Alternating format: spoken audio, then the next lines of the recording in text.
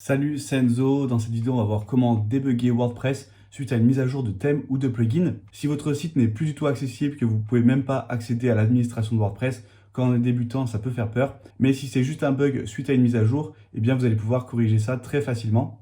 Et d'ailleurs, même si un jour, vous voyez que vous essayez de vous connecter à l'administration, mais que votre site est inaccessible et que même côté public, il est inaccessible, eh bien ce que je vais vous montrer dans cette vidéo, c'est la première étape à faire pour essayer de débugger votre site. Et juste avant de commencer, si vous souhaitez développer vos compétences sur WordPress, je vous invite à vous abonner à cette chaîne, comme ça vous ne louperez aucun tuto.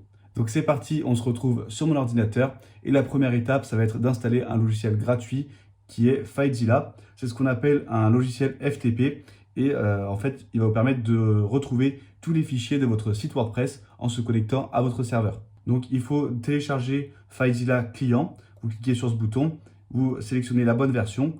La version de base suffit largement, donc on la télécharge. Et ensuite, vous n'aurez plus qu'à cliquer ici pour installer FileZilla. Une fois que c'est installé, vous allez vous retrouver sur ce logiciel et on aura un panneau de gauche qui correspond à tous les fichiers qui sont présents sur votre ordinateur et ensuite le panneau de droite qui correspond à tous les fichiers de votre site WordPress.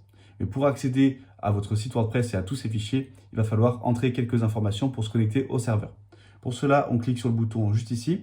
Moi, j'ai une grande liste de sites qui sont déjà connectés, mais vous n'en aurez pas encore. Donc, vous aurez juste à cliquer sur Nouveau site. Moi, je vais le nommer par exemple Vidéo Test. Et c'est ici qu'on va entrer toutes les informations de notre serveur. Pour cela, on va devoir se rendre sur notre hébergeur, que ce soit OVH, Yonos ou Switch. Donc moi, dans mon cas, c'est Yonos. Et dans tous les hébergeurs, à chaque fois, vous trouverez une section Hébergement. Sur Yonos, c'est très simple, il suffit d'aller dans Menu, puis Hébergement. Sur OVH, vous pourrez le trouver très facilement aussi. Et pareil sur le cPanel Switch. Ensuite, vous allez arriver sur cette fenêtre avec tous vos contrats. Donc, vous sélectionnez le contrat concerné. Si vous n'avez qu'un site, vous n'aurez qu'un seul contrat. Vous cliquez sur Sélectionner. Et ensuite, vous arrivez ici avec une section qui s'appelle SFTP et SSH. On va cliquer sur Administrer et vous arriverez sur cette fenêtre. Ici, sur la droite, j'ai toutes les données de connexion à mon serveur. Et vous, si vous n'avez pas encore d'utilisateur, vous devrez peut-être cliquer ici sur Créer un utilisateur et définir un mot de passe. Donc moi, j'ai déjà mon utilisateur qui a été créé et j'ai toutes les informations qui apparaissent ici qu'on va pouvoir entrer dans FileZilla.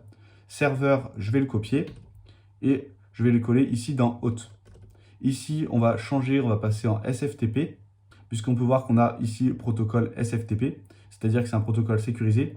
Le port, c'est 22, donc on le rentre ici. Ensuite, on a l'identifiant qui correspond au nom d'utilisateur et le mot de passe que vous aurez défini précédemment. Je clique sur Connexion. Et là, j'arrive sur les fichiers de WordPress. Les dossiers, les noms de dossiers peuvent un peu varier selon les hébergeurs, mais vous retrouverez très facilement le dossier qui s'appelle WP Content. Donc là, moi, c'est tous les noms de sites que j'ai sur cet hébergement, c'est-à-dire tous mes sous-domaines. Là, par exemple, je vais aller sur Agence Marketing et on se retrouve ici avec tous les fichiers de mon site WordPress Agence Marketing. Ce qui va nous intéresser, nous, c'est le dossier WP Content qui correspond à tout le contenu de notre site. Et là, vous voyez qu'on a un dossier plugin et un dossier thème. Donc, si on a installé un plugin qui a fait bugger notre site, eh bien, c'est très simple. D'ici, on va pouvoir le désactiver sans passer par l'administration de WordPress. Pour cela, par exemple, imaginons que j'ai installé Cookie Notice et que depuis que j'ai installé ce plugin, ça a fait planter mon site. Eh bien, le dossier, je vais faire clic droit, renommer et je vais mettre un tiret et marquer hold. Le fait de marquer ça, en fait, WordPress ne va plus retrouver le dossier du plugin et donc ça va le désactiver. Et donc, si vous avez fait plein de mises à jour d'un coup et que d'un coup ça a planté, vous ne savez peut-être pas de quel plugin ça vient. Donc, vous pouvez désactiver un à un les plugins et à chaque fois actualiser votre site pour voir si ça résout le problème. Et une fois que vous avez identifié quel plugin a causé ce problème, eh bien, vous pouvez soit le désactiver et chercher un autre plugin qui peut remplacer les fonctionnalités, soit essayer de contacter le support client du plugin pour voir d'où vient le problème. Moi, je vais remettre le nom par défaut. Voilà. Et c'est pareil, si vous avez fait la mise à jour ou l'installation d'un thème, eh bien vous pouvez aller dans le dossier thème et pareil, renommer le thème, enfin renommer le dossier en mettant "hold".